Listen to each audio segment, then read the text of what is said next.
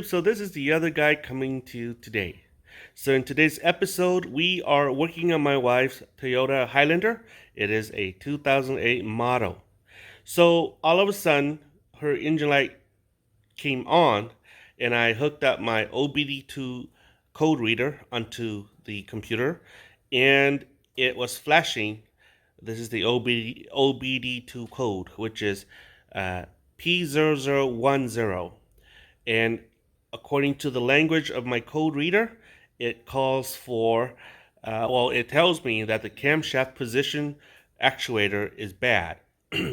So I took that name and I took it to the dealer, and we were having a very difficult time trying to find the camshaft position actuator. And what I discovered is that the official Toyota name for it is called the Toyota Engine Variable Timing Solenoid. And so that's what they call it at Toyota. So in today's episode, that is what we are working on. We are working on to replace the camshaft position actuator, also known as the Toyota Engine Variable Timing Solenoid. And it's coming out of the OBD2 code P0010. So if you are interested in this episode, please go along with me and let's go have some fun. Oh, by the way, my subscribers have been emailing me telling me that for some reason they are being unsubscribed from my YouTube channel. And so they don't know why.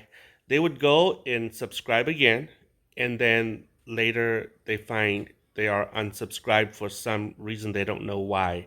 So if you haven't subscribed yet, please subscribe. If you've already subscribed to my channel, please check it out to see if you haven't been unsubscribed for some unknown reason. And if you were unsubscribed, please subscribe again. Okay, so let's go have some fun. Okay, so to start this, let's plug in our code reader. Okay, and let's see. How you find the OBD2 port is it is underneath here. Okay, this is the OBD2 port. What you do is you line up the port with this plug, and it goes in. Okay, so now we are going to be reading the code. Turn on your engine to on. Okay, the on position. Okay, and then what we do, let's close the door so that there's no beeping noise. Okay, so what we do, we're going to use a little handy dandy code reader. Press diagnose, and it's reading the computer. It's contacting the computer, and I'm going to say okay. So getting support, I'm going to read code. Okay, and we have a P0010, which is a camshaft position actuator, open bank 1. So I'll show you where the bank 1 is. Okay, so all right.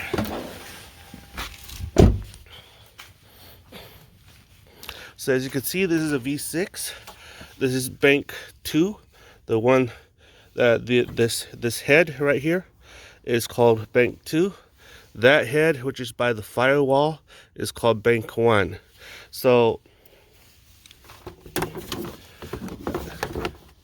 engines these days, they have engine dress. This improves the horsepower. Actually, gives me 5 horsepower. That little piece of plastic, 5 horsepower gain. Take it off, now it's 5 horsepower less. Just kidding. So anyway, so this is one, these two right here, 1, 2 right here. These are the camshaft actuator sensors.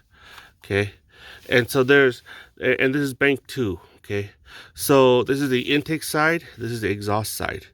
So this vehicle has almost 200,000 miles on it, and so the bank 1 is on that side. Okay, it's behind the exhaust manifold, or the intake plenum here. So what I need to do is I need to remove the intake plenum here, the whole enchilada here, okay, off, before I can have access to these two actuator sensors.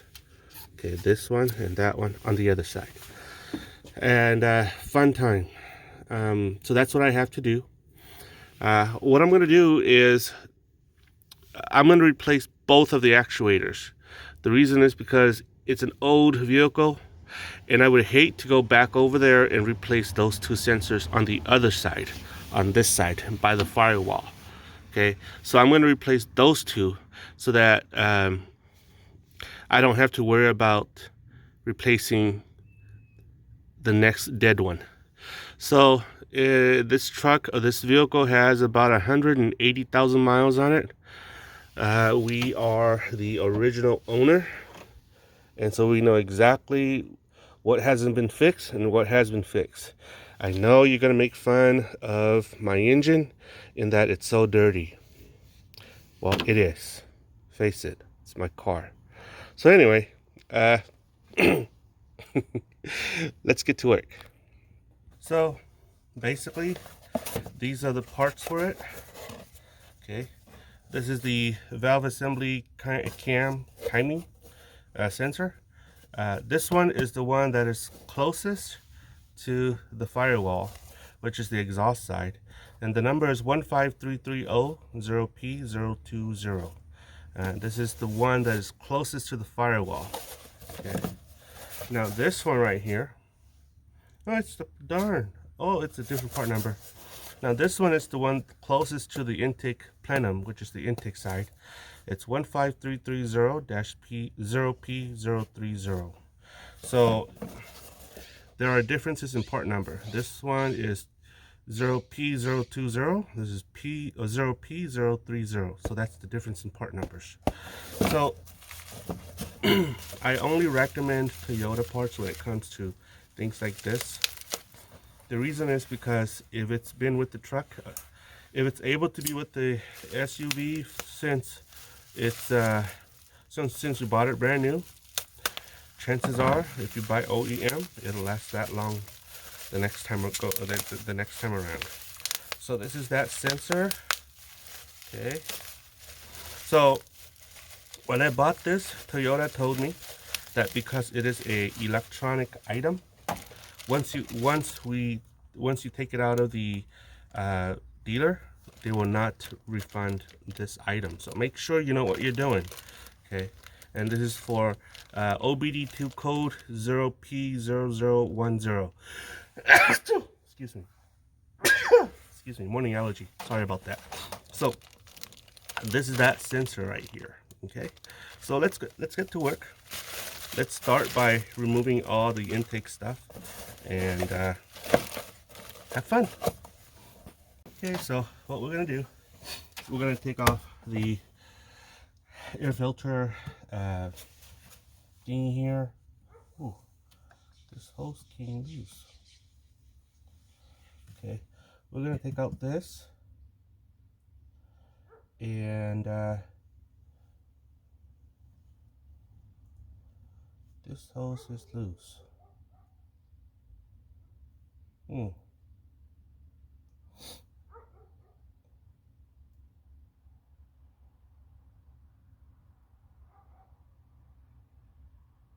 Okay, hold on. Okay, so what we're gonna do is we're gonna remove the housing here. This is the air filter housing, and basically we're gonna start from here and then remove everything until we get to the plenum.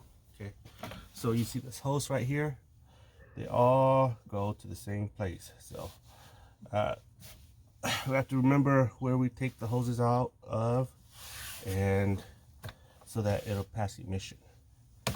Okay, so remember where you get the hose. And this is a mass airflow sensor, so this thing gets plugged out like that, and here we go.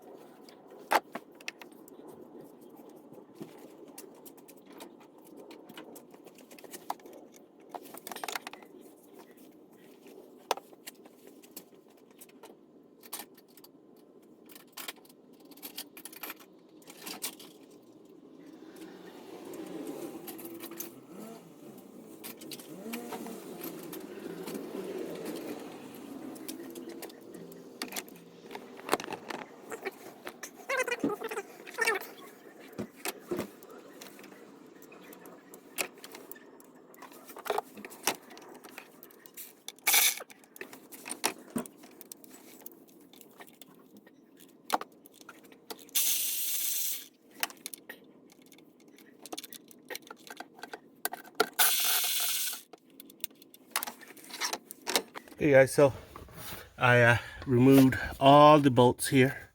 Okay, I basically show you here. This is a 5mm Allen wrench head, and so I messed up and I screwed it up. So what I did, I used a Dremel. I made a slot here, used a big flat screwdriver, and manhandled it out. So my son is gone to the automotive store to get a bolt that fit here. So now all I have to do is remove these hoses. Just remember the hoses that you remove.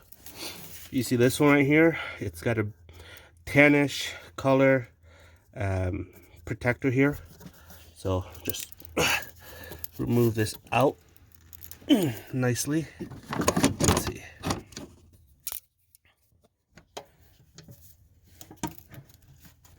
There you go. That's whatchamacallit, radiator fluid. Okay, it warms up the throttle body here. Okay, and here it's got the black protector here. It's like a flex protector. Okay.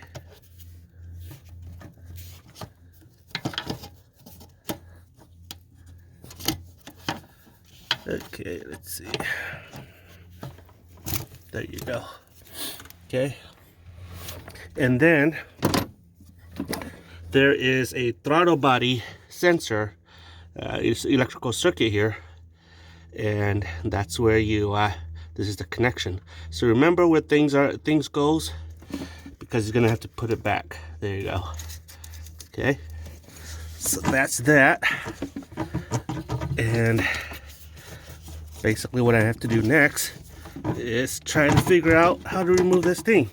I think there is a bracket in the back and I have to remove that. So I'll show you after I remove the bracket. That's the part I hate most. Okay guys, so removed the intake plenum here. Okay, so right now there is this line that goes to the brake booster. Pull this out, okay, and then it is free. So I'll show you why earlier it didn't want to come out. This is why. You see this bracket right here? Oops. Okay, you see this bracket right here? It has a bolt that is bolted, let's see, onto here, somewhere here. I think it's this right here. So it's a number 14 bolt, and it's bolted onto here so that this plenum here doesn't flex. The reason why is because you see this thing right here, it is molded plastic, and if you let it flex, it will, my experience is, it will crack. So this here is a bracket to bolt this onto the engine block or the intake manifold. This stayed like that, and I had to use a long socket, which is number 14, with an extension. It's a swivel head extension. Okay, see, it swivels with a forgot what this is called. Anyway, with this thing, in order for me to loosen it, and I basically I used a wrench to loosen it first, and then I used that to unscrew it. So anyway, yeah, so that's that. So see, here is one of the actuator right there. Okay, and the other actuator is right down there. So you see these little brackets right there? These are the engine electrical wiring system, and I have to remove those these item right here before I could get to this and to the one down there. And I'm sure it's not that hard. It's just uh, very, very crowded. Well, it is hard for a person who's not mechanically inclined, so I take that back. It is hard, okay? But for somebody who's mechanically inclined, it's not hard. It's just super crowded, and you have to have special tools, okay? No, not special tools. Tools that will reach tight spaces. Special tools, whatever. Okay, so let's get this out and install that. Well, let's get this out. And okay, guys, so this is what I did. I unbolted these connections right here. Okay, as many connections as I could, just so that I could move this harness a couple inches. Oh, yeah. And then this sensor right here, man, this thing is so brittle right here. I couldn't remove it, so I put a plier to it to unlock it, but it cracked. This thing is so brittle.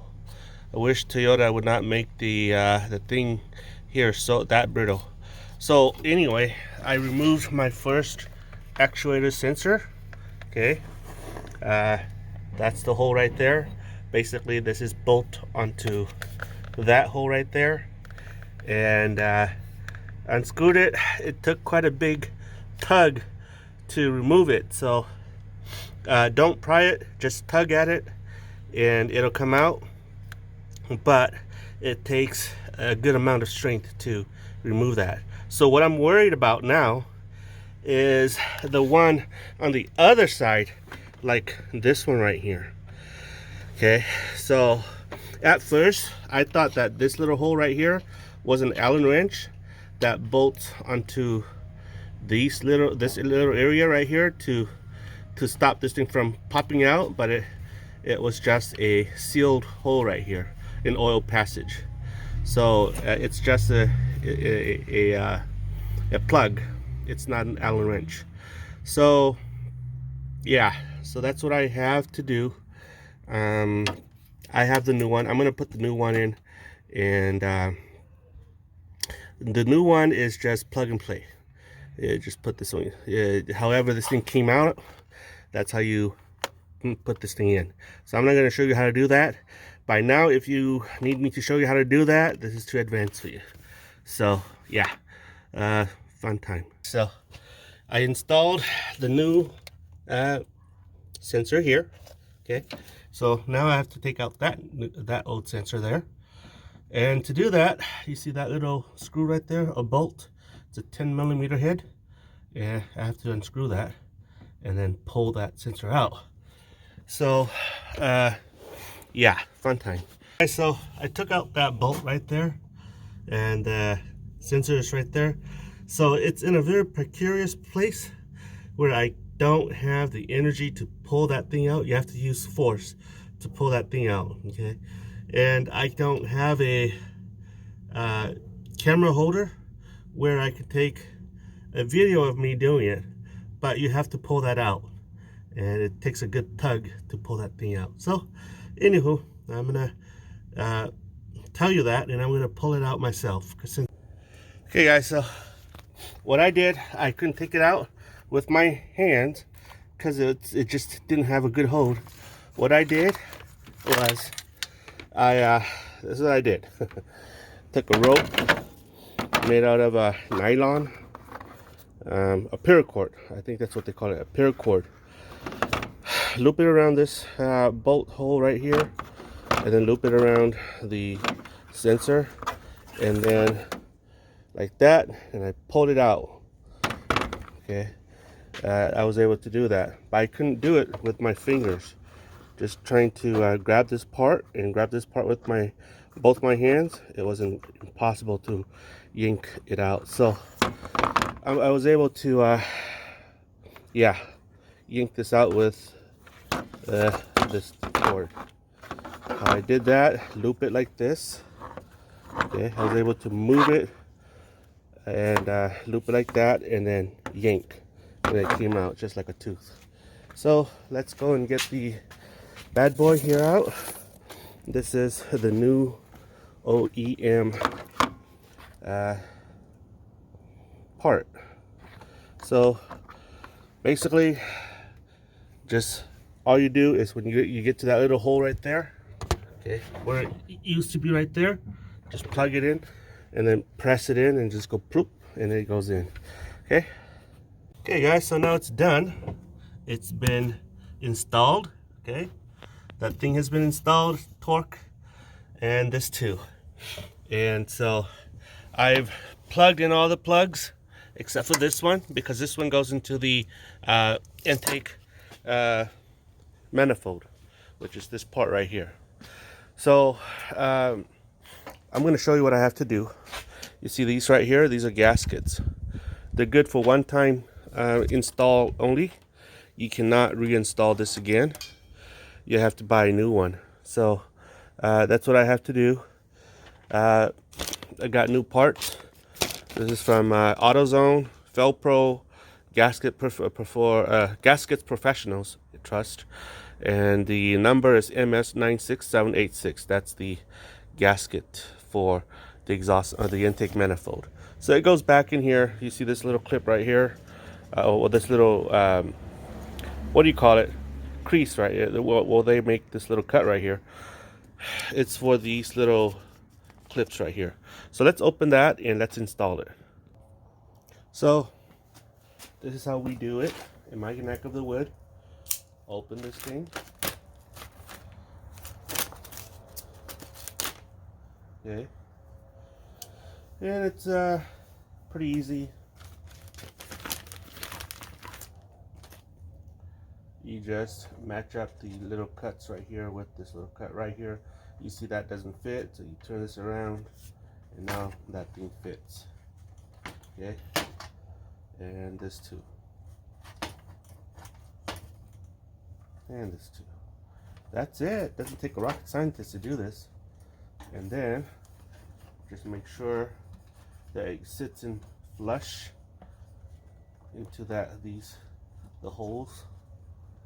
Okay, and we are done. So let's install this bad boy, and pretty much it's done. Okay, so it's done. It's fixed.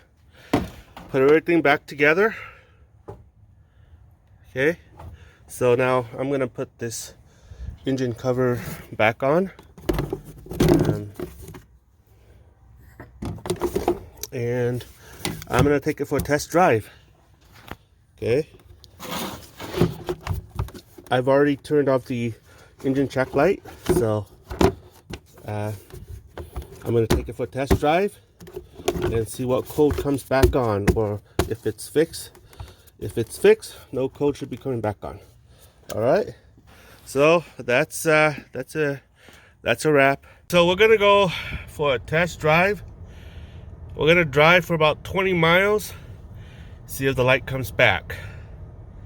So as you can see right there, it's got 4,292 miles. I'm gonna reset this. There. So we're gonna drive 20 miles to and 20 miles from, and we'll see what we'll get. Okay guys, so I'm at 17 miles and no engine light. So I'm gonna make a U-turn back from the highway here, and I need some gas. If you look to your left, you'll see this sign right here. Basically my tire sensor, one of my tire sensor is out. It's been out since forever, which I don't really care. It has nothing to do with my smog. My tires are all at 32 psi, so I don't really care. It doesn't hurt me. And then you'll see the maintenance light right there. It needs an oil change. So yeah, fun time. I'm gonna have to change oil on that. So right now what I'm concerned most about is making sure my engine check light doesn't come back on, and also I need fuel. I'm gonna go home, drive another 20 miles to where I usually gas up, and call it a day. Okay guys, so we are here at Costco. getting gas for my wife's SUV.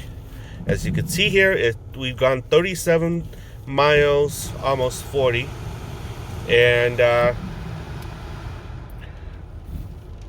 no engine check light yet, so that's a good thing. And so I guess that's a fix for OBD2 code P0010. And let me know what your thoughts are